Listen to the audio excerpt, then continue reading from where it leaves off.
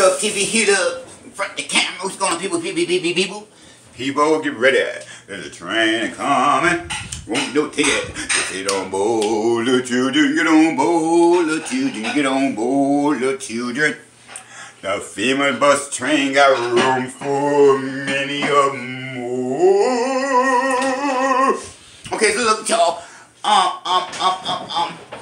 I've been around for about 4 years now, man, and I'm not getting the subscribers that I need, and look, man,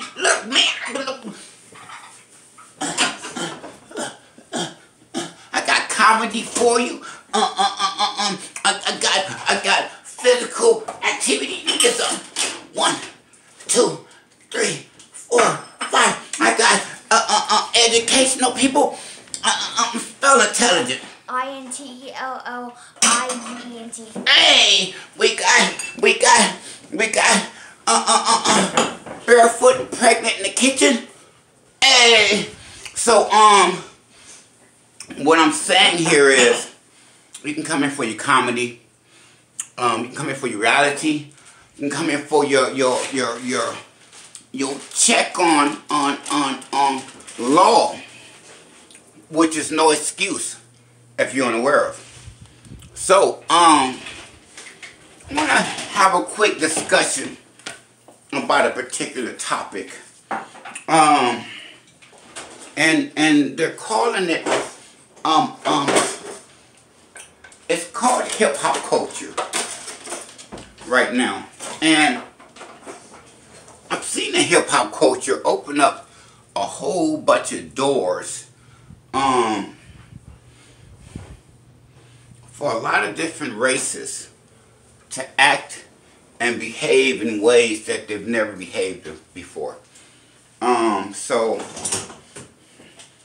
in this hip-hop culture, you have Asian rappers, you have Caucasian rappers, you have black rappers, you have country rappers, you got Nazi skinhead rappers. And so I don't know, like they taking it from y'all and y'all don't even see it, bro.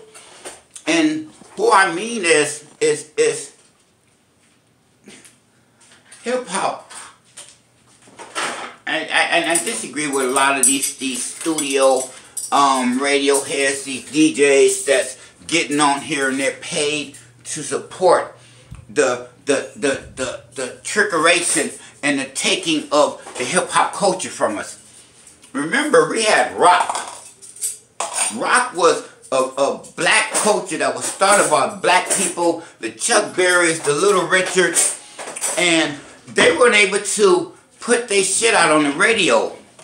So what they did is they would take their songs and they would give it to Caucasian people to sing. And rock and roll became a Caucasian thing when it was started by blacks. They took it from you. They took your way of dancing. They took your break dancing.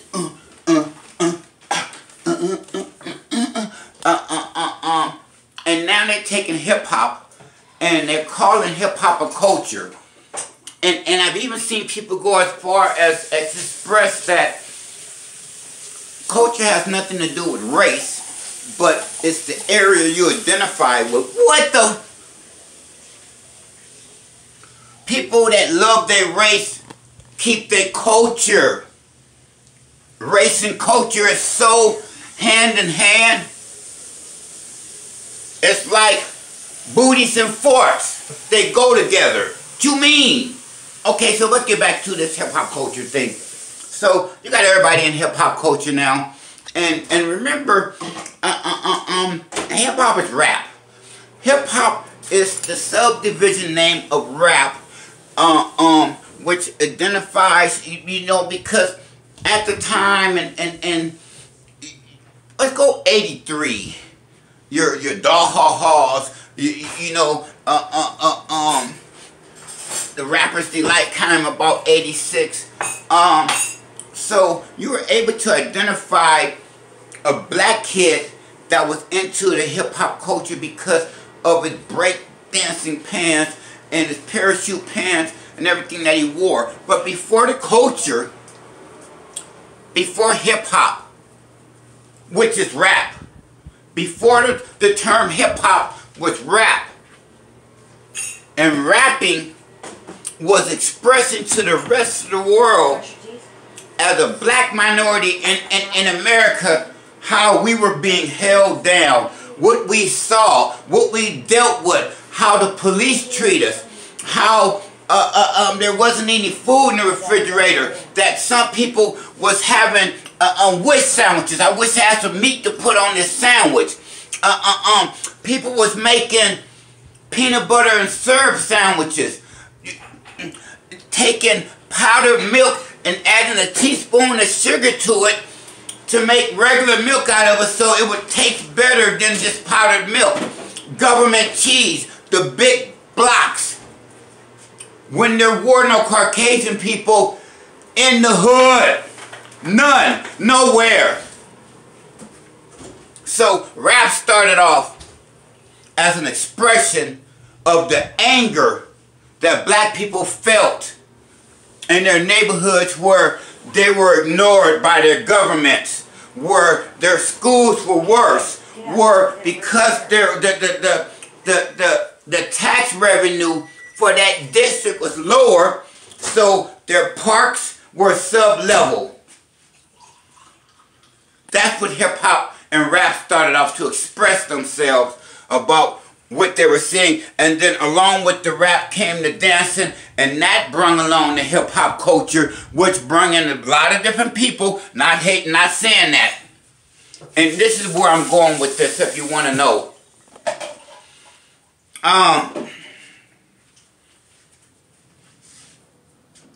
You don't hear me saying, "What's up, my cracker? What's up, my wetback? What's up, my ching?" But all of y'all can say, "What's up, my nigga?" when you weren't called that and said nigger or nigga because the white man called us both.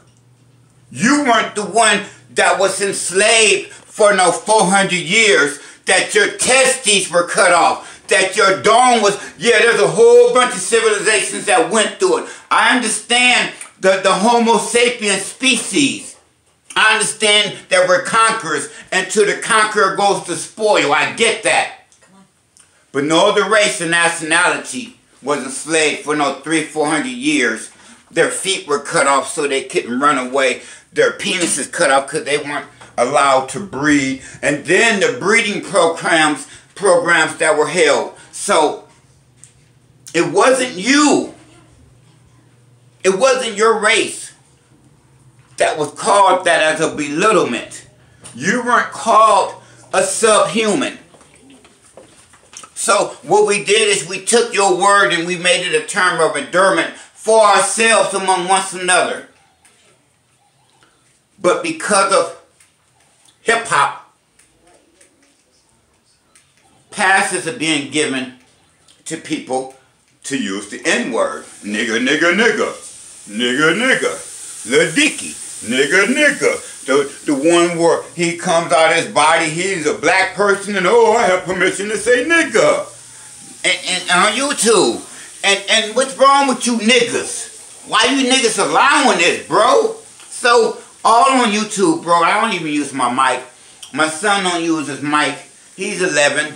And don't get me misunderstanding, bro. My kid's a mix. You know what I'm saying? My wife's white. I'm a vet. My wife don't use the word nigga. My kids don't use the word nigga. It's a belittling word. It's a word that was used against us to bash us, to make us smaller than everybody else on this planet. Everybody on this planet was put at a higher level than the black people on this planet, and they still are. If I don't call you my cracker, my wetback, quit calling me my nigga. You know what I'm saying? Because as quick as when you get mad, that nigga turns into nigger. And there's not a white boy. Well, no, I can't even go there and say that. You know what I'm saying? White boy Joe can say nigga. And so, you know, I kind of, it's hard. It's a hard one. You know, the homeboy that grew up on 107th and Hoover in L.A., white boy Joe. You know what I mean? Fought everybody on the block. You know what I'm saying? And so this passes, but that stays within the neighborhood. You know what I'm saying? White boy Joe don't go outside the neighborhood and call, you know what I'm saying, motherfuckers, he don't know my nigga. You know what I'm saying? That's disrespectful, bro. You know what I'm saying? You amongst your homeboys, you in your car, listening to the music and it's cool. Cool. You know what I'm saying? I just don't know, man. There's some lot of shady shit going on, bro. And what's happening is they're taking your culture.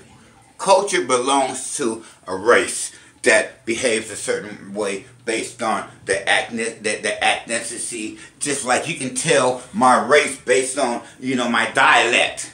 And you know what I'm saying? And all that goes together. Race, dialect, culture. It all goes together. So, I mean, we're all Americans in America, but I can listen to someone speak without ever seeing them, and I can tell you what race they are, without a doubt, because it's based on their culture and their race. So even though they may have different wording, they may use larger words, and because they have a better vocabulary, don't mean that you won't be able to tell their race by certain tones and dialects, you know, that go with their race.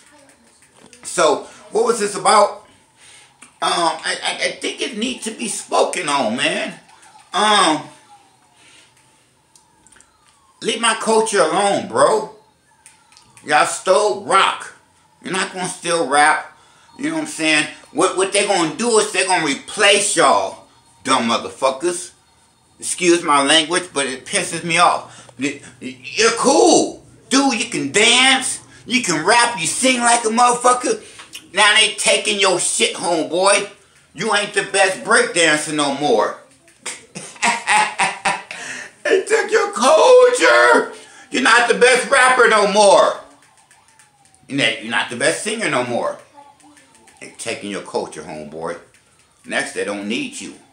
They got white boys that can be you. They can, and without the threat of being scared of you, they can have white gangbangers running around, you know, but they ain't got to be scared of you.